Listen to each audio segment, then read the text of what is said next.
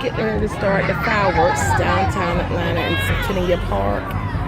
We're on the other side of Centennial Park because everything on that other side was extremely too crowded. But there's so many people down here. It's getting ready to be awesome downtown Atlanta, Georgia. They've had bands and everything else today. I hope you've had a wonderful 4th. We have. It has been awesome. This has been, I believe, one of the best 4th of July since I've been in Georgia. And my family is getting settled from us relocating.